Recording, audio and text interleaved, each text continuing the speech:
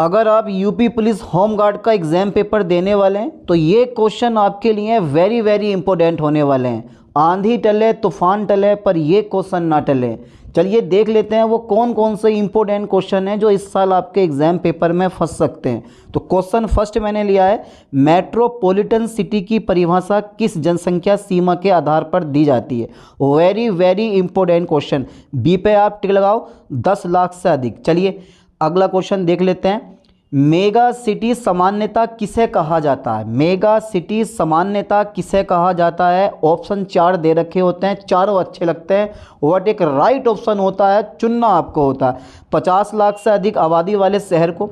चलिए अगला ऑप्शन है, 1 करोड़ से अधिक आबादी वाले शहर को, 5 करोड़ से अधिक आबादी वाले शहर को, 10 लाख से अधिक आबादी वाले शहर को। बी पे आप टिक लगा दें, 1 करोड़ से अधिक आबादी वाले शहर को। वेरी वेरी इंपॉर्टेंट क्वेश्चन मैंने आज इस प्रैक्टिस सेट में लिए हैं। चलिए क्वेश्चन नंबर 3 देखते हैं, राष्ट्रीय मानवाधिकार आयोग NHRC किस प्रकार का निकाय है। राष्ट्रीय मानवाधिकार आयोग NHRC किस प्रकार का निकाय है। किस प्रकार का निकाय है भाई। बी पे आप टिक लगाओ, वैधानिक निकाय। Very very important question. Question number 4 एक बार अच्छे से पढ़ो और उसका ऑप्शन अपने माइंड में लाने की कोशिश करो। राइट ऑप्शन, सही वाला ऑप्शन जो होगा वो अपने माइंड में लाने की कोशिश करो। मानवाधिकारों की सार्वभौम घोषणा में कुल कितने अनुच्छेद हैं। 20, 25, 30, 35। जल्दी बताओ कौन सा ऑप्शन लॉक कर दूं। सी पे आप टिक लगा दो, 30 इज़ द राइट ऑप्शन। बेटा प्रैक्टिस सेट है, प्रैक्टिस सेट डेंजर होने वाला है। आज इजी क्वेश्चन नहीं लिए हैं, आज वो क्वेश्चन लिए हैं जो टले से ना टले। समझ गए। चलिए अगला क्वेश्चन देखते हैं। क्वेश्चन नंबर 5 है, राष्ट्रीय मानवाधिकार आयोग किस कानून के तहत भारत में जेलों का दौरा करके कैदियों की स्थितियों का मूल्यांकन कर सकता है। फंस गए बेटा, आज इस प्रैक्टिस सेट में फंस गए। सच में मैंने थोड़ा सा डिफिकल्ट बनाया है। बी पे आप टिक लगा दो, मानवाधिकार संरक्षण अधिनियम 1993। चलिए क्वेश्चन नंबर 6 देखो, फास्टली मुझे कमेंट कर दो कि सर ये वाला ऑप्शन इस क्वेश्चन का राइट है। कौन सा ऑप्शन इस क्वेश्चन का राइट होना चाहिए। डोकलाम विवाद भारत का किस पड़ोसी देश के साथ था। डोकलाम विवाद भारत का किस पड़ोसी देश के साथ था। वो था चीन। चीन इज द राइट ऑप्शन। ठीक है, चलिए अगला क्वेश्चन देखते हैं। क्वेश्चन नंबर 7 देखो, भारत और श्रीलंका को अलग करने वाली जल संधि कौन सी है।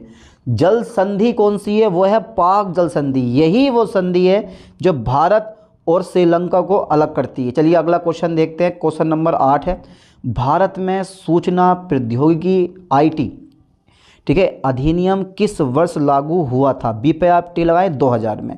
ये तो बड़ा सिंपल, बड़ा छोटा, बहुत ही अच्छा, बड़ा पेचीदा क्वेश्चन है। डीप फेक किस तकनीक का उपयोग करके बनाए जाते हैं। डीप फेक किस तकनीक का उपयोग करके बनाए जाते हैं। यार डीप फेक कई वर्ड तो मुझे ऐसा लगता है जैसे मैं थोड़ा सा हकलाने लगा। ये वर्ड ही ऐसे हैं यार, क्या करूं। डीप फेक किस तकनीक का उपयोग करके बनाए जाते हैं। बी पे टिक लगाओ, आर्टिफिशियल इंटेलिजेंस और मशीन लर्निंग। चलिए क्वेश्चन नंबर 10 देखते हैं। सोशल मीडिया का उपयोग करते समय नेटिकेट का क्या अर्थ है। यार ये तो पहली बार सुन रहा हूँ मैं, जल्दी से बता दो फास्टली इसका राइट ऑप्शन कौन सा होगा। सोशल मीडिया का उपयोग करते समय नेटिकेट का क्या अर्थ है।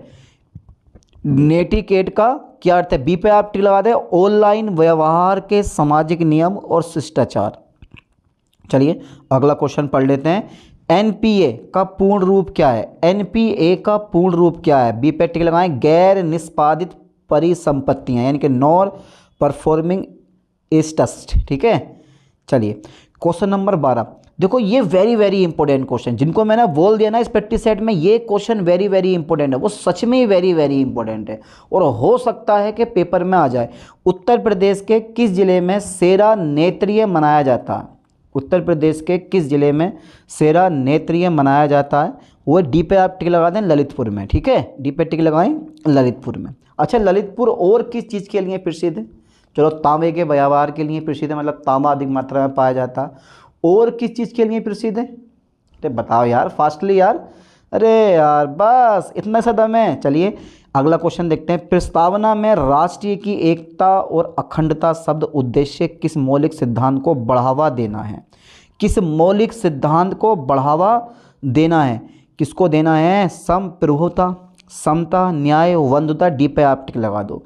देखो यहाँ पर क्वेश्चन की लेंथ ज़्यादा है, और जब एग्जाम पेपर में जो आपसे क्वेश्चन पूछे जाएंगे ना, वहाँ भी क्वेश्चन की लेंथ थोड़ी ज़्यादा मिलेगी आपको, ताकि आपका टाइम वेस्ट हो पढ़ने में, क्योंकि सारे के सारे क्वेश्चन आपके जीके वाले आने वाले हैं। ध्यान देना इस चीज़ पे, ठीक है। लेंथी क्वेश्चन फंसेंगे। क्वेश्चन नंबर 14 देखो, यूडीएचआर मानव अधिकारों की सार्वभौमिक घोषणा का कौन सा अनुच्छेद उत्पीड़न से शरण लेने के अधिकार की गारंटी देता है?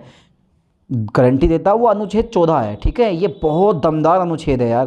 क्वेश्चन नंबर 15 देखते हैं, भारतीय जीएसटी, जीएसटी की फुल फॉर्म बताओ, किसको याद है? भारतीय जीएसटी में निम्नलिखित में से किस प्रकार का कर प्रस्तुत किया जाता है? सेवा कर प्रस्तुत किया जाता है, ठीक है। चलो कोई दिक्कत नहीं। क्वेश्चन नंबर 16 देखो एक बार, राज्यसभा के सदस्य के रूप में चुने जाने के लिए किसी व्यक्ति की न्यूनतम आयु कितनी होनी चाहिए? क्या लग रहा है आपको? वी पे टिक लगा दूं हैं या सी पे टिक लगा दूं? राज्यसभा के सदस्य के रूप में चुने जाने के लिए किसी व्यक्ति की न्यूनतम आयु कितनी होनी चाहिए? 30 वर्ष होनी चाहिए। चलिए अगला क्वेश्चन देख लेते हैं। क्वेश्चन नंबर 17 है, भारत का केंद्रीय चिड़ियाघर प्राधिकरण सेंट्रल जू अथॉरिटी की स्थापना किस वर्ष की गई थी?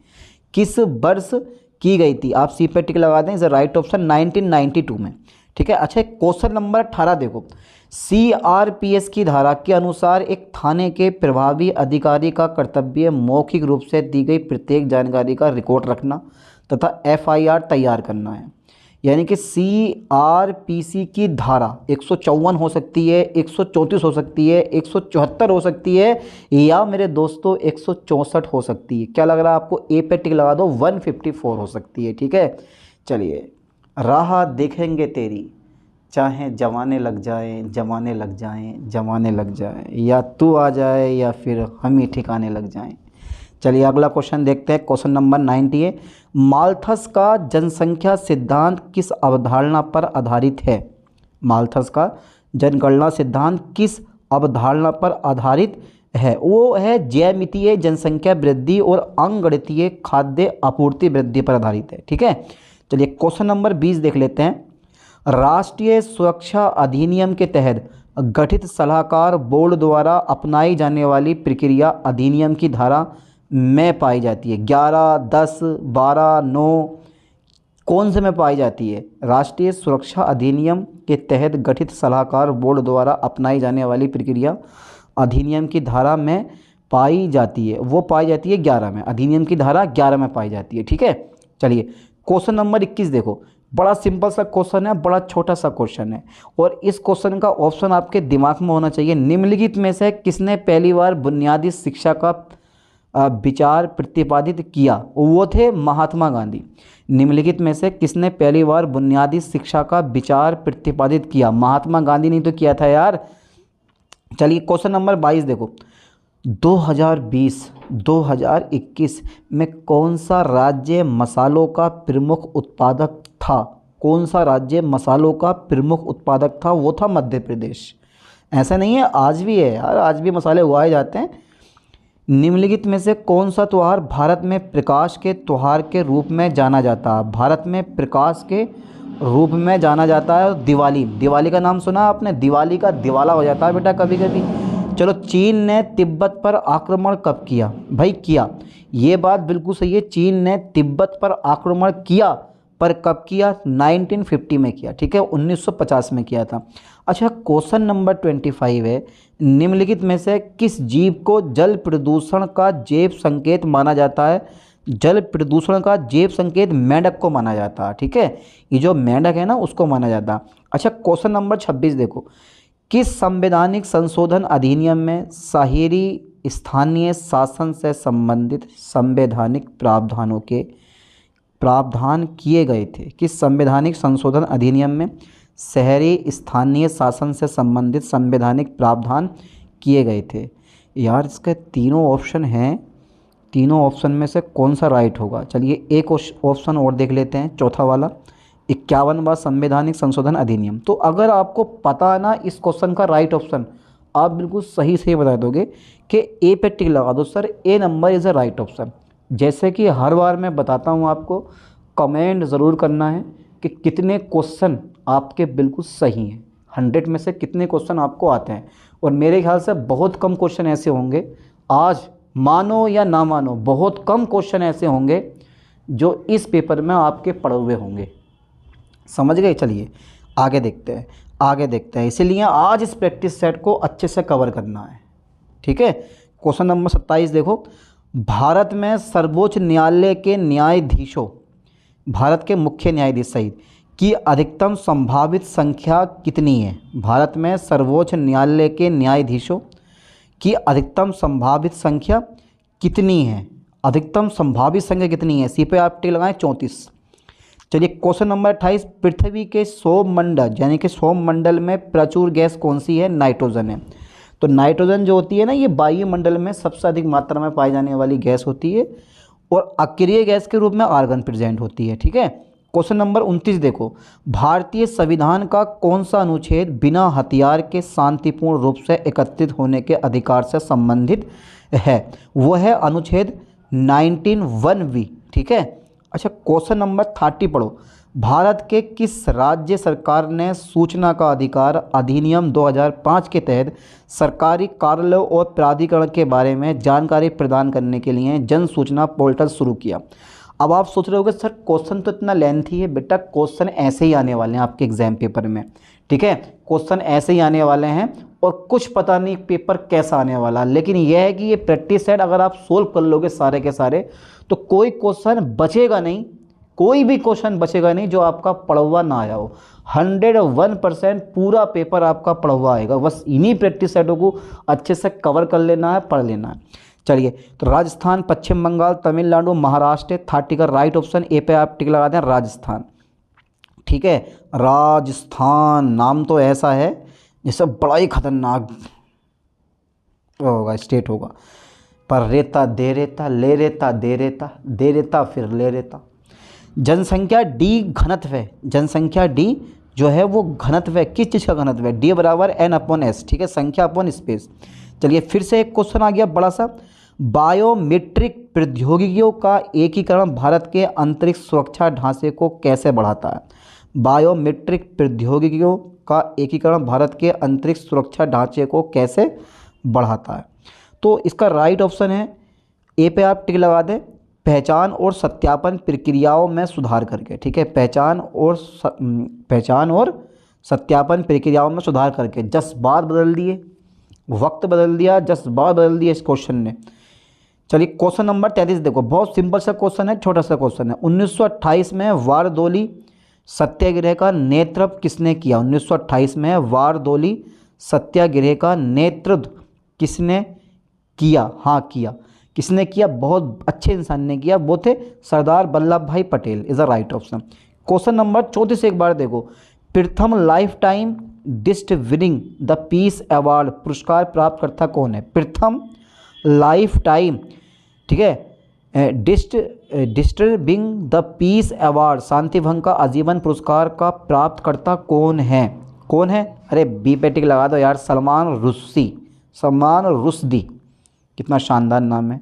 सबसे कम लिंगानुपात भारतीय राज्य है, सबसे कम लिंगानुपात वाला भारतीय राज्य अरुणाचल प्रदेश, हरियाणा, पंजाब, उत्तर प्रदेश।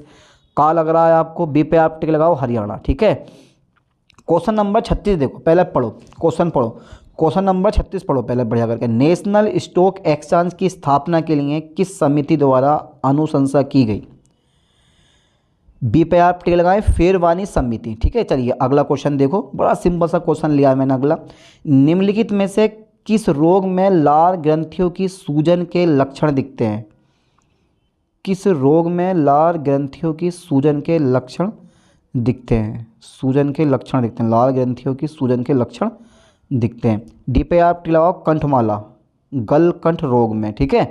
अच्छा क्वेश्चन नंबर 38 देखो, मानव अधिकार संरक्षण अधिनियम में के लिए प्रावधान दिया गया, मानव अधिकार संरक्षण अधिनियम में के लिए प्रावधान दिया गया है। ए पे आप टिक लगाओ, राष्ट्रीय मानवाधिकार आयोग, ठीक है। बेटा आज घूम घूम जाओगे, आज घूम घूम जाओगे, आज घूम घूम जाओगे भाई। ए यहाँ पे ना पहले पढ़ लो, ए मानव अधिकार संरक्षण अधिनियम में के लिए प्रावधान दिया? राष्ट्रीय मानवाधिकार आयोग, राज्य मानवाधिकार आयोग, जिला मानवाधिकार आयोग या मानवाधिकार न्यायालय?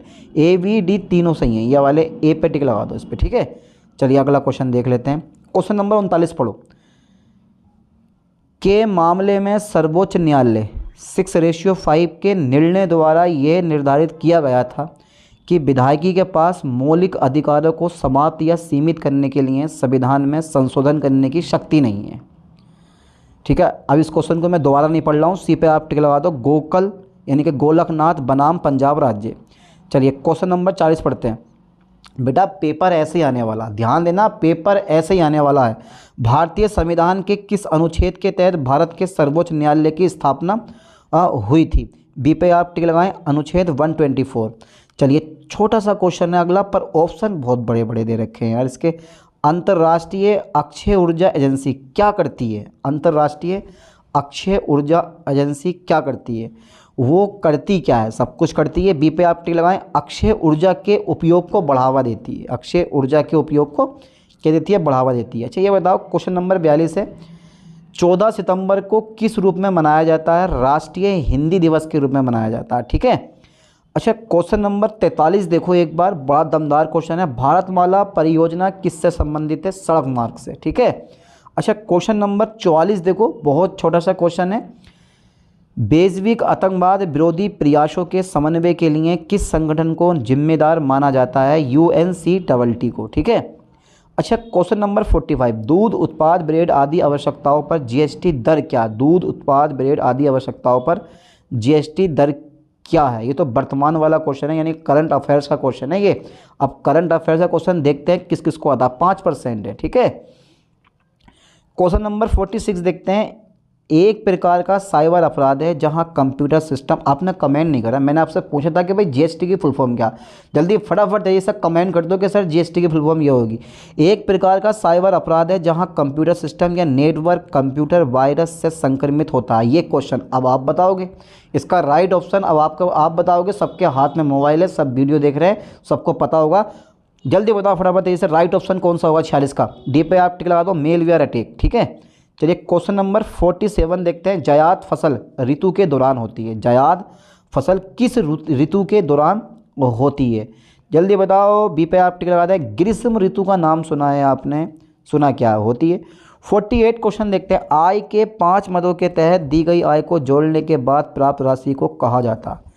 आय के 5 मदों के तहत दी गई आय को जोड़ने के बाद प्राप्त राशि को कहा जाता है? डी पे आप टिक लगाए, सकल कुल आय।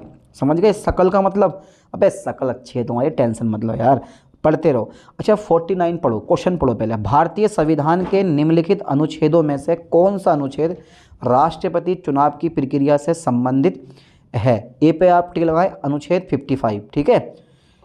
अच्छा क्वेश्चन नंबर 50 देखते हैं। निम्नलिखित में से कौन NRI और निर्यात उन्मुख इकाइयों के प्रस्तावों, पूंजीगत वस्तुओं, उपकरणों के आयात के लिए इक्विटी मुद्दों से संबंधित प्रार्थना पत्रों पूर्व संचालन करता है? कितना लंबा क्वेश्चन दे रखा है इन्होंने। सी पे आप टिक लगा दो, औद्योगिक नीति और संवर्धन विभाग। सेम ऐसे क्वेश्चन आपके एग्जाम पेपर में पूछे जाने वाले हैं। ये मत सोचना कि यार उत्तर प्रदेश की राजधानी क्या है, उत्तर प्रदेश का राजकीय पशु कौन सा है, राजकीय पक्षी कौन सा है, राजकीय ये कौन सा है, वो कौन सा है, सिंबल क्या है। ये क्वेश्चन पेपर में नहीं आने वाले हैं। तुम्हें क्या लग रहा है कि ऐसे इजी क्वेश्चन पूछेगा? अबे सबके सब क्लियर ना कर देंगे क्वेश्चन। वो ऐसे पूछेगा, पढ़े हुए आपके सब होंगे, पर मामला बड़ा घुमा के पूछेगा।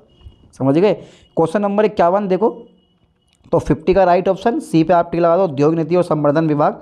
चलिए 51, अंतर्राष्ट्रीय थर्मो न्यूक्लियर प्रायोगिक रिएक्टर परियोजना का उद्देश्य निम्नलिखित की व्यवहार्यता प्रदर्शित करना है।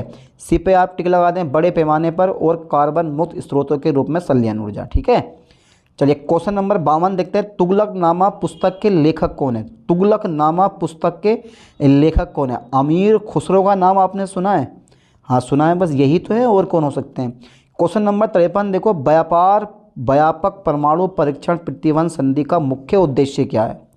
व्यापक परमाणु परीक्षण प्रतिबंध संधि का मुख्य उद्देश्य क्या है? मुख्य उद्देश्य क्या है? ए पे टिक लगाओ। नागरिक और सैन्य दोनों उद्देश्य के लिए सभी परमाणु विस्फोटों पर प्रतिबंध, ठीक है। अच्छा क्वेश्चन नंबर 54 देखो, अर्जुन पुरस्कार किस क्षेत्र में उपलब्धियों के लिए प्रदान किया जाता है? प्रदान किया जाता है खेल, ठीक है, खेल में जो है अर्जुन पुरस्कार दिया जाता है। क्वेश्चन नंबर 55 पढ़ो, किस संवैधानिक संशोधन अधिनियम ने लोकसभा और राज्य विधानसभाओं में अनुसूचित जातियों और जनजातियों के लिए सीटों के आरक्षण को बढ़ाया? ए पे आप टिक लगा दो, 79वां संशोधन, ठीक है, 79वां संशोधन।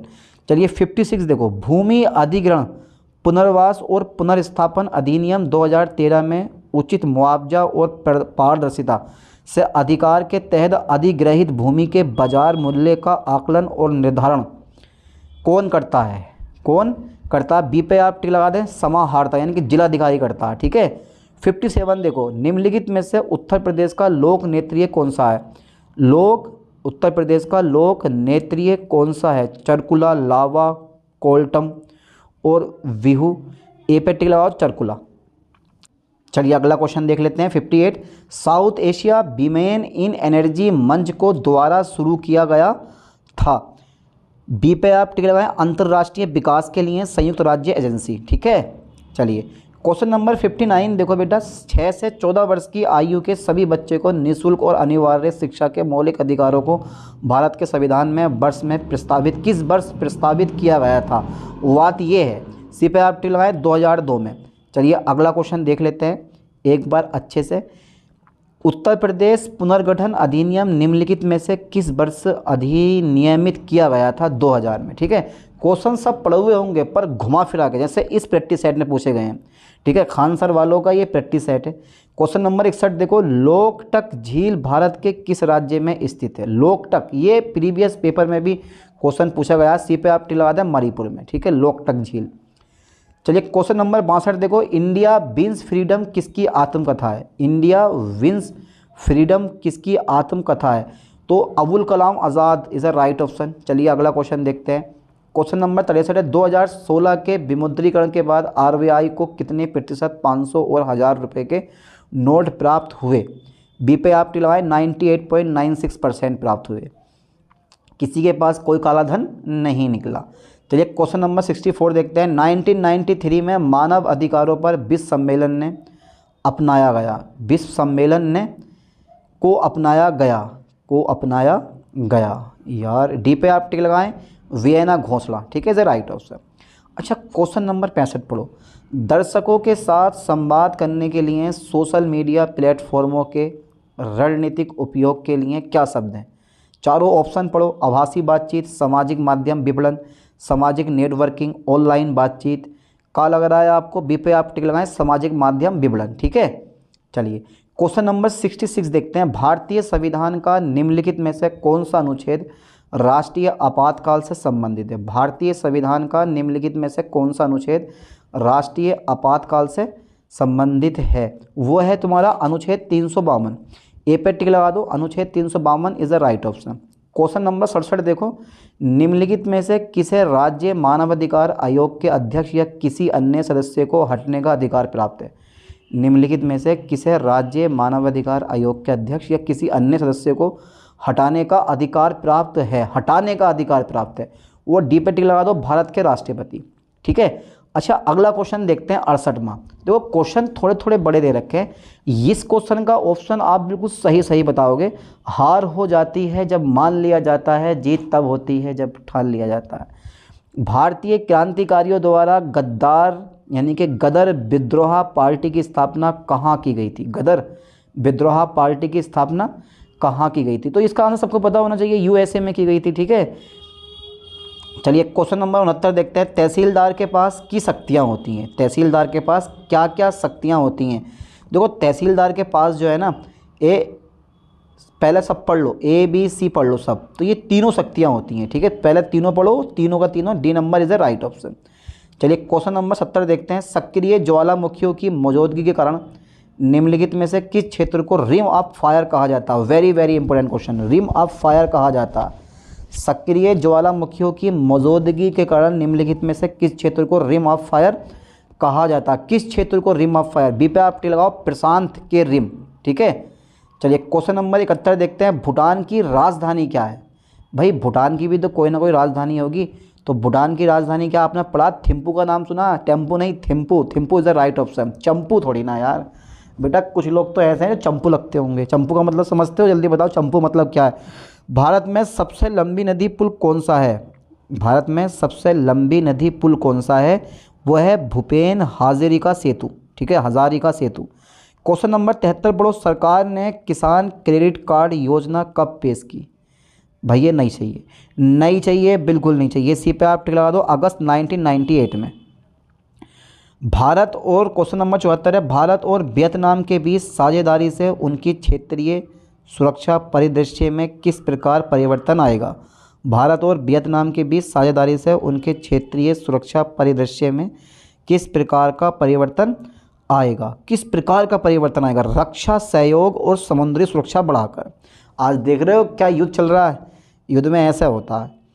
डीआरडीओ का सर्वेत्र क्या है? डीआरडीओ का सर्वेत्र क्या है? सर्वत्र क्या है? सैटेलाइट फ़ोन, मोबाइल सेतु निर्माण प्रणाली सुविधा, मोबाइल टावर। डीआरडीओ का सर्वत्र क्या चीज़ है ऐसी जो बच्चे को डरा रही है? सी पे आप टिला दो, मोबाइल सेतु निर्माण प्रणाली सुविधा, ठीक है। चलिए अगला क्वेश्चन देखते हैं। क्वेश्चन नंबर 76 है, गोलाकार दर्पण की परावर्तक सतह के केंद्र को क्या कहा जाता है? आपने नाम सुना है? ध्रुव। हाँ, बस यही कहा जाता है, ठीक है। क्वेश्चन नंबर 77, जैविक हथियारों पर समझौता, ठीक है, कन्वेंशन किस वर्ष लागू किया गया था? जैविक हथियारों पर समझौता किस वर्ष लागू किया गया था? सी पे आप टिक लगाओ, 1975 में। अच्छा, क्वेश्चन नंबर 78, राज्य लोक सेवा आयोग के अध्यक्ष और अन्य सदस्यों की नियुक्ति कौन करता है? तो कौन करता है? केंद्रीय कार्मिक लोक शिकायती और पेंशन मंत्री, भारत के राष्ट्रपति, राज्य के राज्यपाल या राज्य के मुख्यमंत्री। डी पे आप टिक लगा दें, राज्य के राज्यपाल, ठीक है।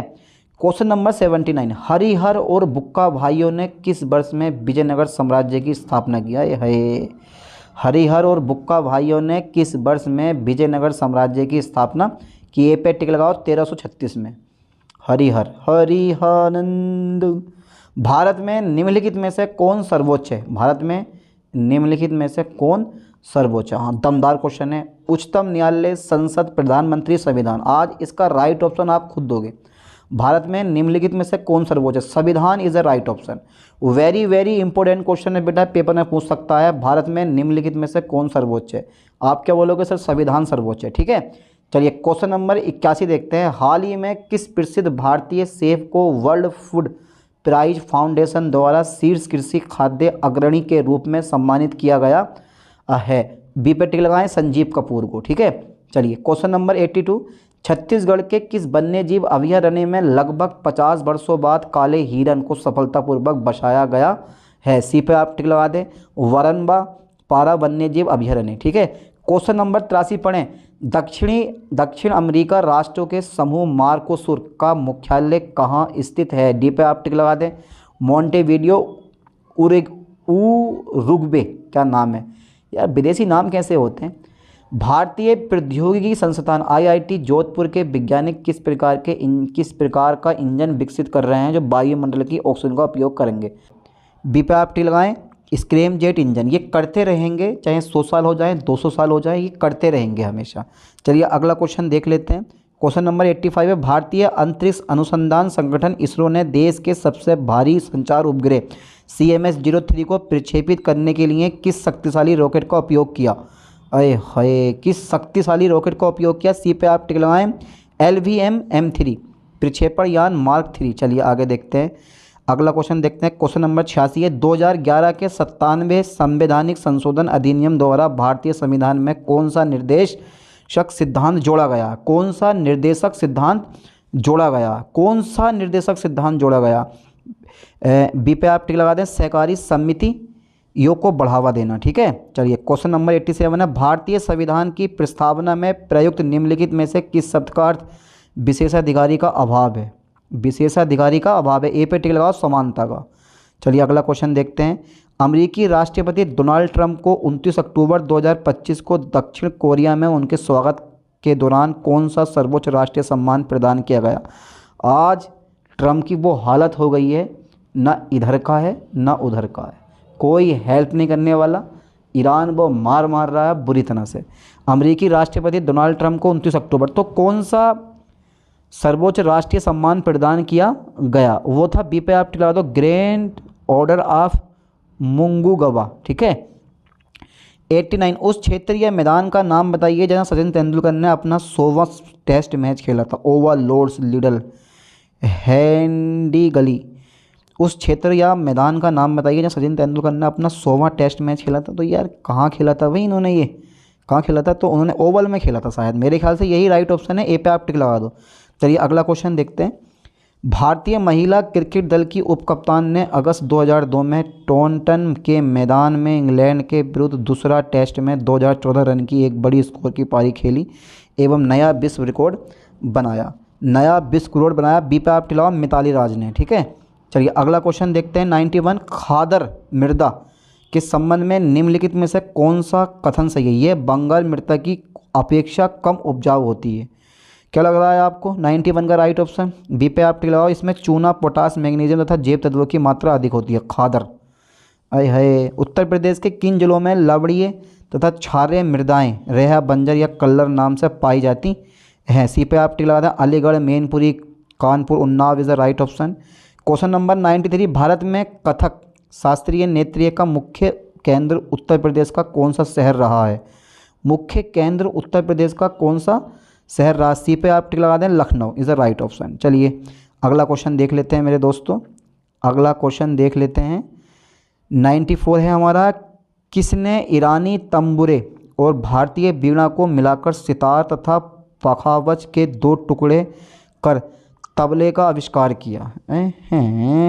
ले भैया, सी पे आप टिक लगा दो। अमीर खुसरो। क्वेश्चन नंबर 95 है। उत्तर प्रदेश में रानी लक्ष्मीबाई पुरस्कार किसे प्रदान किया जाता है? उत्तर प्रदेश में रानी लक्ष्मीबाई पुरस्कार किसे प्रदान किया जाता है? बी पे टिक लगाओ। महिला खिलाड़ियों को, ठीक है। चलिए क्वेश्चन नंबर 96 है। क्षेत्रफल की दृष्टि से उत्तर प्रदेश का सबसे बड़ा संभाग मंडल कौन सा है? क्षेत्रफल की दृष्टि से कानपुर, लखनऊ, मेरठ। मेरे ख्याल से इस क्वेश्चन का राइट ऑप्शन डी पे टिक लगाओ। ओपल सभी, ठीक है।